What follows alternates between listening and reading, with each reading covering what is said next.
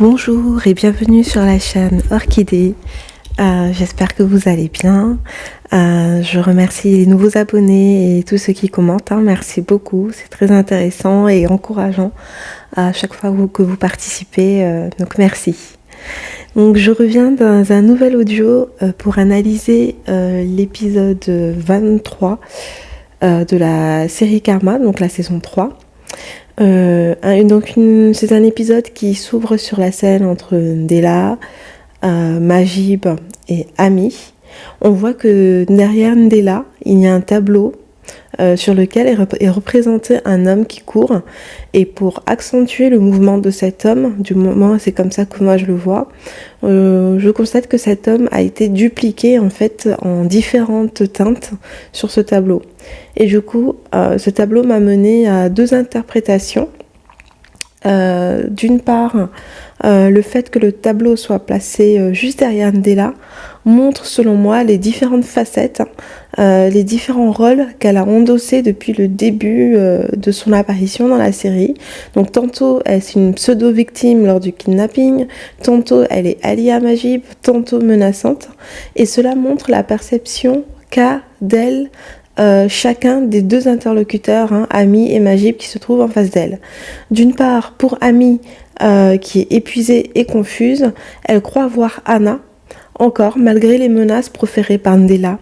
Et Majib, qui est aussi dans une lutte intérieure, parce qu'il doit combattre la femme qui a l'apparence de son éternel amour, Anna, se trouve également confus. Bien qu'il arrive quand même plus à faire la part des choses par rapport à Ami.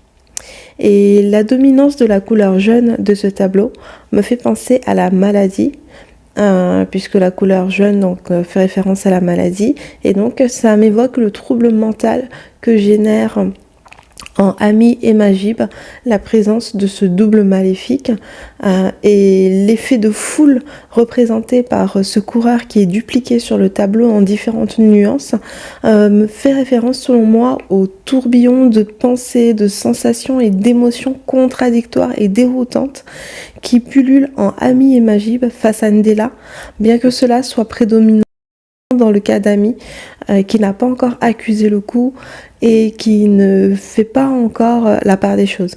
Les hommes représentés courent vers la gauche, vers Ami et Majib. Et en faisant un parallèle avec le cerveau, on peut noter que l'hémisphère gauche du cerveau, donc qui est le siège de la logique et de la rigueur, manque à Ami à cet instant au vu de sa confusion, et on peut le voir également par la couleur bleue de son vêtement qui a pour signification négative la peur, la colère, la mélancolie. Donc elle a un mélange détonnant de ces trois émotions lorsqu'elle est face à Ndella. Et la logique et la rigueur dans le cas de Majib ne lui font pas défaut, dans le sens où il reste focalisé sur le danger que représente Ndella, mais ça lui fait défaut dans le sens où Ndella arrive à le faire replonger dans son addiction. Et lorsqu'on voit une deuxième interprétation de ce tableau, selon moi, par le fait qu'il y a un mouvement de foule sur ce tableau, on voit des coureurs, ça me fait penser à l'expression « sauf qui peut ». Donc c'est vraiment la débandade dans la maison des Kébé. Chacun essaie de s'extirper de ce tourbillon menaçant de malheur, et en même temps, chacun est confronté à ces démons sans savoir où donner de la tête.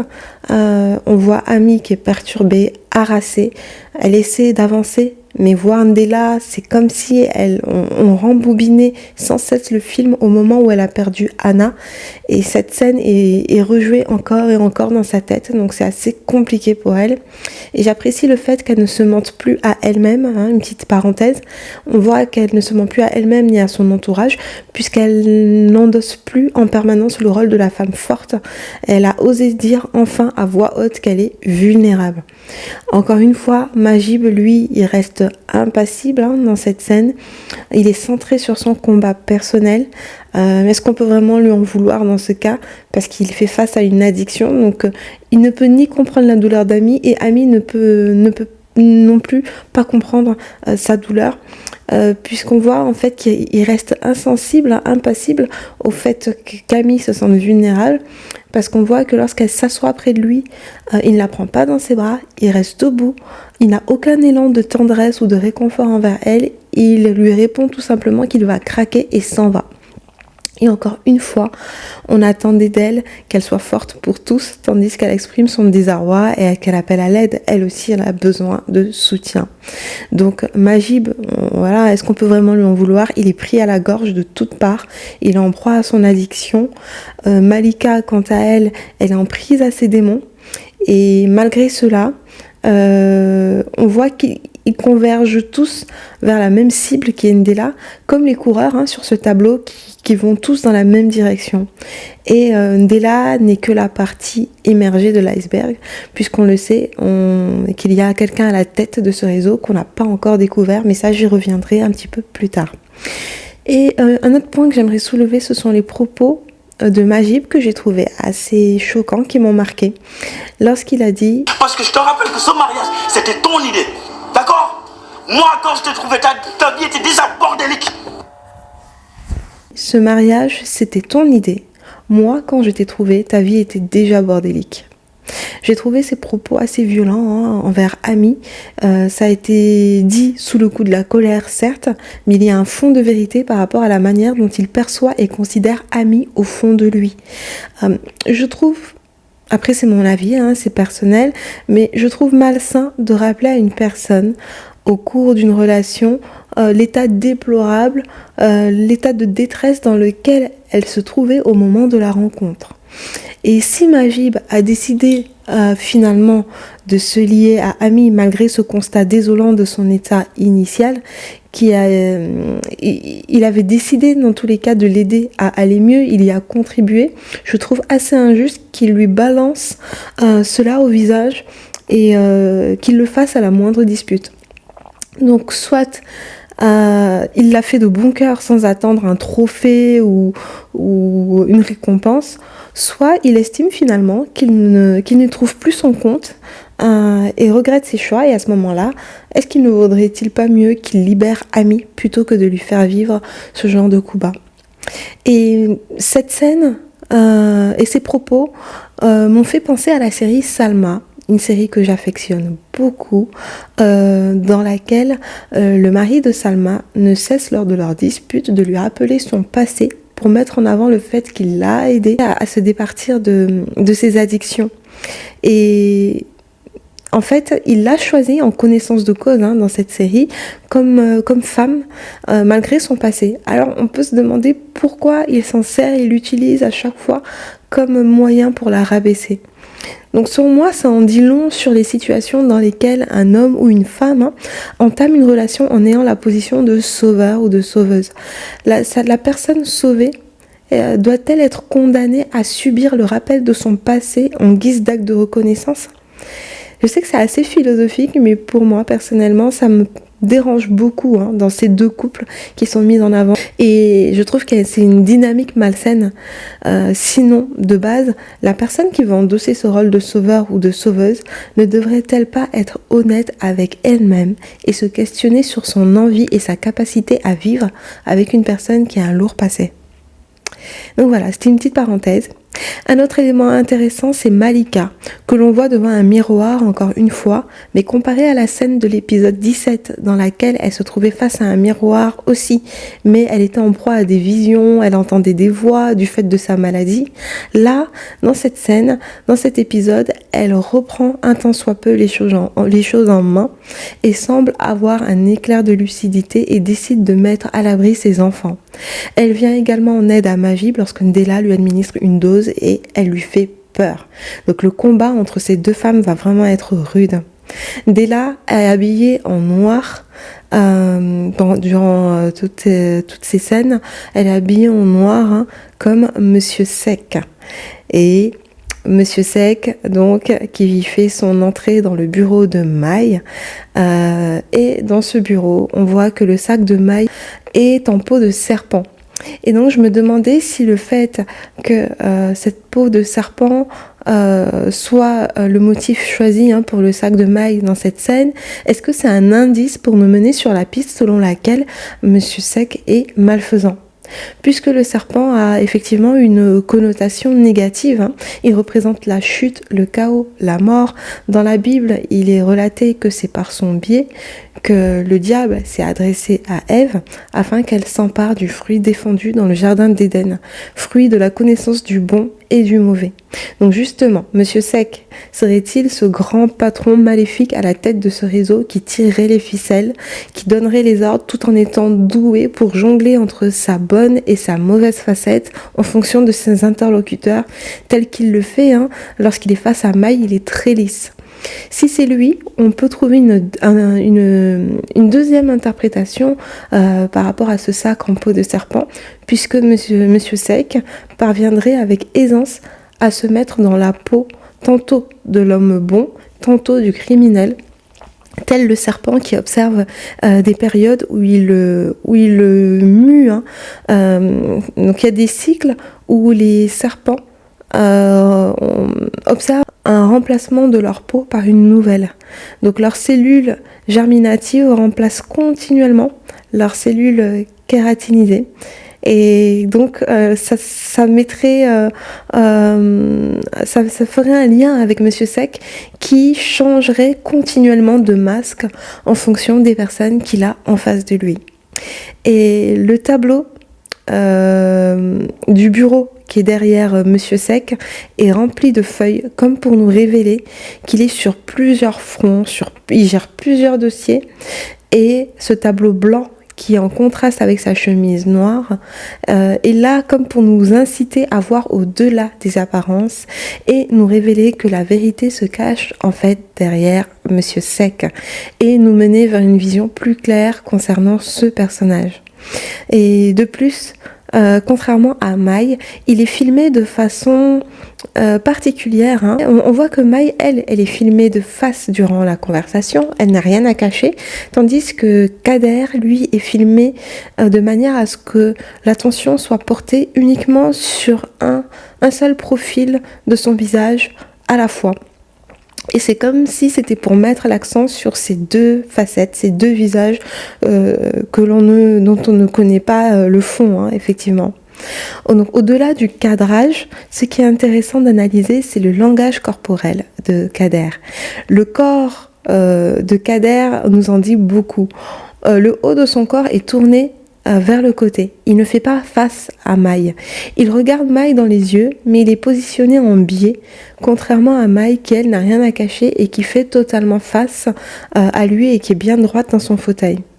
Donc, selon moi, il présente davantage son profil droit à Maï et penche souvent sa tête vers la gauche. Et en communication, ça peut être interprété comme si la personne qui avait cette position-là était tout simplement en situation d'analyse de l'autre et avait également une position de méfiance. Et après, je vais peut-être trop loin, il montre peut-être juste, selon lui, son meilleur profil à Maï pour qu'elle tombe sous son charme, tout simplement. Et on voit que lorsque Maï lui annonce qu'elle souhaite rencontrer leurs associés de Côte d'Ivoire et qu'elle envisage sûrement d'accepter le poste donc en Côte d'Ivoire, il semble nerveux et tente de le cacher par un sourire figé et forcé. Là, on voit qu'il touche son nez du bout des doigts et dans la programmation neurolinguistique, cela peut révéler que la personne qui touche ainsi son nez cherche à se détendre. Donc on voit effectivement qu'il est pas totalement à l'aise, il semble nerveux et c'est comme s'il cachait des choses et il va peut-être impliquer Maï dans des malversations, qui sait. On voit qu'une partie de sa main recouvre également sa bouche et en psychothérapie, cela peut signifier qu'il cherche à dissimuler la vérité. On voit également qu'il a les mains croisées dans cette scène. Donc il est très concentré, il est dans le contrôle, c'est ce que ça veut dire, les mains croisées ainsi. Et on voit également qu'il a un regard perçant comme un serpent. Il scrute et analyse Maï, il la regarde avec insistance, de manière fixe, comme un serpent qui identifie et analyse au loin sa proie avant de bondir sur elle. Et même sans le soupçonner d'être à la tête du réseau, même si on écarte cette hypothèse, on peut voir que quand même, par son langage corporel, petit à petit, il met en confiance Maï, par ses propos également. On voit qu'il lui tend des perches en faisant des compliments sur la mine. Et cela la pousse à parler davantage concernant la dynamique de son couple. Donc elle lui ouvre quelque part les portes de son intimité. Et il n'a pas dit son dernier mot concernant sa volonté de la courtiser, selon moi.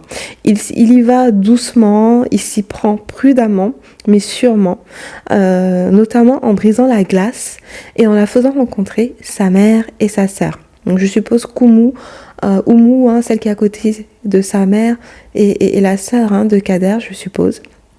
Et l'image loyale et lisse de Maï va peut-être, c'est une hypothèse, elle va peut-être être écorchée si elle est tentée d'être infidèle ou de quitter la mine. Qu'est-ce que vous en pensez ? Est-ce qu'elle va trouver en la mère de Kader une belle-mère aimante, la belle-mère aimante qu'elle a toujours rêvé d'avoir, et faire un transfert sur elle par rapport à la mère de la mine, et ainsi par ricochet voir Kader comme un potentiel prétendant? Ou alors, si elle devient infidèle à la mine, son karma sera-t-il d'être impliquée dans des malversations, et Kader pourrait la faire chanter en lui demandant de valider et de faire passer sous silence le blanchiment d'argent? Un point intriguant également à soulever lors de cette scène, lorsqu'elle rencontre la mère de Kader, c'est que la mère de Kader a fait une grimace lorsque Maï a parlé des sœurs de Kader. Et Kader a tout de suite écourté la discussion et a voulu clore la rencontre. Donc qu'est-ce qui se passe avec les sœurs de Kader? Si on part du postulat que Oumou, qui est assise près de la maman de Kader, est l'une de ses sœurs, on peut se demander où est son autre sœur. Et j'ai donc pensé à Kani. Et si Kani était la sœur de Kader? On en apprend effectivement plus sur le passé douloureux de Kani, qui a forgé sa carapace malheureusement néfaste pour elle et ceux qui l'entourent. On voit effectivement que lorsqu'elle retourne voir Chérif à l'hôpital, elle lui confie des bribes de son passé, et notamment elle évoque le fait que sa mère l'a mise dehors suite à des difficultés qu'elle a rencontrées. Donc la mère qui l'a mise dehors, dont elle parle à Chérif, serait-elle la mère également de Kader? Un autre élément qui me pousse à penser cela, c'est le costume de Kader et le survêtement de Kani, qui sont tous deux de couleur grise. Et le gris fait référence à la mélancolie. Et on constate que le thème de la famille dans cet épisode a rendu et Kani et Kader et la maman de Kader fébriles, mal à l'aise et tristes en évoquant le sujet de la famille. Donc va-t-on découvrir de nouveaux liens de sang? J'ai hâte en tout cas, et si c'est cette hypothèse, cela voudrait dire que Kani se retrouverait coincée entre son frère et l'homme qu'elle aime s'il s'avère que c'est bien Kader qui est le grand patron de ce réseau. On voit aussi que Kani, qui prétend avoir un cœur de pierre, est sans surprise bouleversée par l'état de Chérif et révèle son amour pour lui. Donc elle lui fait ses adieux en lui rendant ce baiser sur le front qu'il lui avait donné auparavant dans un épisode précédent. Donc j'espère que sa conversation avec Malika va la faire rebrousser chemin et qu'elle va restituer les diamants et tenter de reconstruire sa vie honnêtement, et pourquoi pas essayer de retrouver un lien avec sa famille. Chérif a sûrement entendu ses confidences, puisqu'on voit qu'il, à la fin de la scène, qu'il bouge les doigts. Mais malheureusement, elle était déjà partie. Donc, on va clôturer l'analyse de cet épisode sur une note plus amusante, plus légère. Il s'agit de Libas. Libas qui apprend par l'expert qu'il ne possède aucun diamant. C'est hilarant, comme d'habitude, il est hilarant. Cette scène était... Waouh, elle était magnifique, ça m'a fait plaisir. J'ai jubilé à le voir autant déçu. Même lorsqu'il déguste son karma, il est drôle. Vraiment, il est drôle, cet acteur. Il joue vraiment bien. Donc, je suis pas sûre que Selbé le reprenne. Il a tellement humilié Selbé que j'espère vraiment qu'elle ne se remettra avec lui sous aucun prétexte et sous aucune raison. Donc voilà, c'était tout pour moi, pour l'analyse de cet épisode. J'espère que vous avez passé un agréable moment en ma compagnie. Je vous souhaite de passer une bonne journée ou une bonne nuit. Et surtout, le plus important, prenez soin de vous. Et je vous dis à très bientôt pour un nouvel audio. Merci, au revoir.